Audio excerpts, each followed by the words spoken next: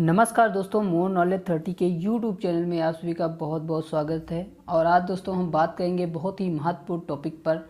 तो दोस्तों, जैसा कि आप सभी को पता होगा कि बीएससी एग्रीकल्चर थर्ड सेमेस्टर का रिजल्ट आ चुका है। और जिन छात्रों ने अभी तक अपना रिजल्ट चेक नहीं किया है, तो इसके लिए मैंने ऑलरेडी एक वीडियो बना दिया था, जिसके माध्यम से आप अपने मोबाइल से ही अपना रिजल्ट चेक कर सकते हैं।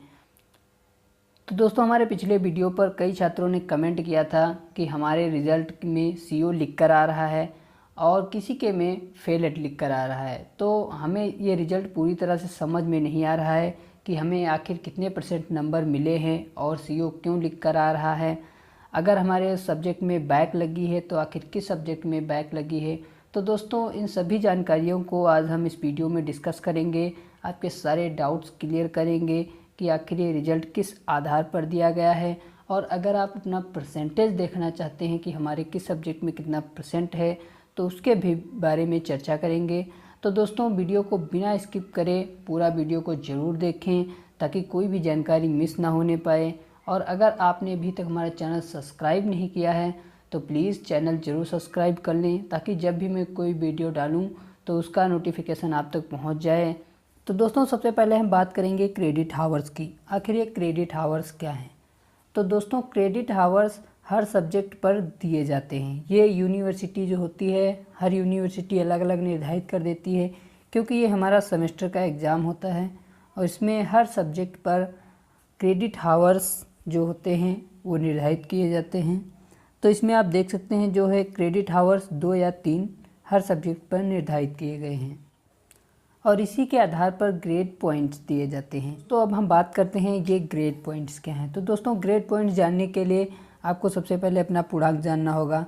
तो दोस्तों, जैसा कि आपको पता होगा कि आपका जो थ्योरी होता है उसका पूर्णांक 50 होता है और जो प्रैक्टिकल होता है उसका पूर्णांक 50 होता है। तो यानी कि कुल मिलाकर दोनों का जो होगा वो पूरा 100% हो जाएगा पूर्णांक। अब हमें देखना ये है कि आखिर हमें सब्जेक्ट में कितने % नंबर मिले हैं, यानी कि हमें जो सब्जेक्ट है उसमें हमें सब्जेक्ट में 100 में से कितने नंबर मिले हैं। तो यहाँ पर देख सकते हैं जैसे कि लिखा हुआ है 6.20।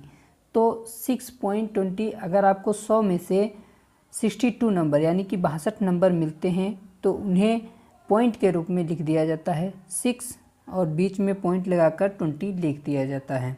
तो इसका मतलब ये है कि आपको 100 में से 62 नंबर मिले हैं, यानी कि 62 नंबर 100 में से मिले हैं।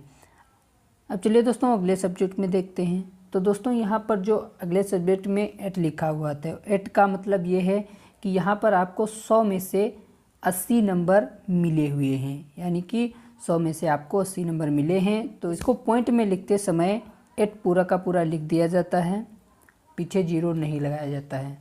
अब अगले सब्जेक्ट में देखते हैं, इसमें भी दिया गया है 60.20, यानी कि 62 नंबर 100 में से मिले हैं। और दोस्तों, एक बात मैं आपको बता दूं कि अगर आपका क्रेडिट हावर्स, ये जो क्रेडिट हावर्स जितना ही ज़्यादा होगा उसमें आपको उतनी ही अधिक मेहनत करनी होगी, यानी कि उसमें आपको नंबर उतने ही ज़्यादा लाने होंगे, अन्यथा आपके सब्जेक्ट में बैक लग सकती है। और अगर क्रेडिट हावर्स कम है तो उसमें कम भी होंगे तब भी बैक नहीं लगती है।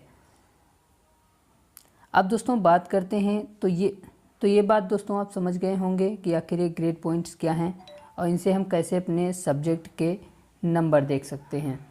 अब दोस्तों बात करते हैं क्रेडिट पॉइंट्स कहाँ से आए हैं। तो दोस्तों, क्रेडिट पॉइंट्स जो होते हैं उनका ये क्रेडिट हावर्स और ग्रेड पॉइंट का मल्टीपल होता है, यानी कि जब आप 2 से 6.20 को गुणा करते हैं तो उसका रिजल्ट जो है वो 12.40 आता है।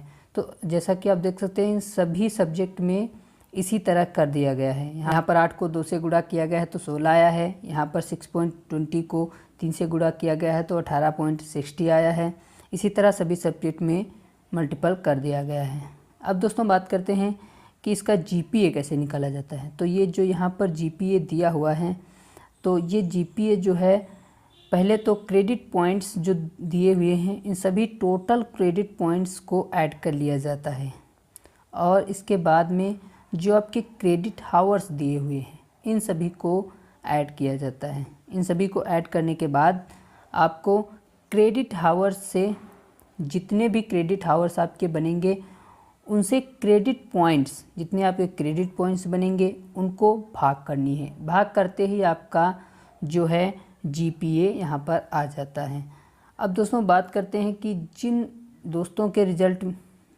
छात्रों के रिजल्ट में सीओ लिख कर आ रहा है, सीओ जीपीए दिखा रहा है, तो दोस्तों वहाँ पर क्या होता है कि सब्जेक्ट में बैक लग जाती है, 1 या 2 सब्जेक्ट में बैक लग जाती है, जिसकी वजह से आपके रिज़ल्ट में सीओ दिखाता है। और तो दोस्तों अब आप सोच रहे होंगे कि आखिर हम ये कैसे पता करेंगे कि हमारे किस सब्जेक्ट में बैक लगी हुई है। तो दोस्तों ये पता करने के लिए वैसे तो जब आप बैक पेपर यूनिवर्सिटी द्वारा भरे जाएंगे तब ऑनलाइन करेंगे, तब से ही आप अपना रोल नंबर वहाँ पर डालेंगे तो वैसे ही वो आपको दिखा देगा कि आपके किस सब्जेक्ट में बैक लगी हुई है और उसके लिए आप आवेदन करेंगे।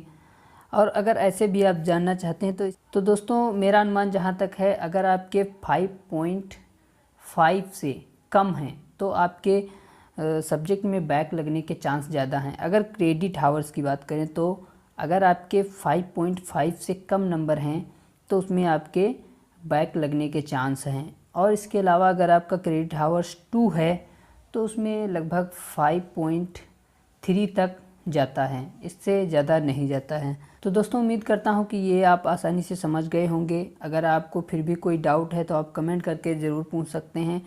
और अगर आप हमारे चैनल पर नए हैं तो प्लीज़ चैनल को सब्सक्राइब जरूर करें, वीडियो को लाइक करें, शेयर करें।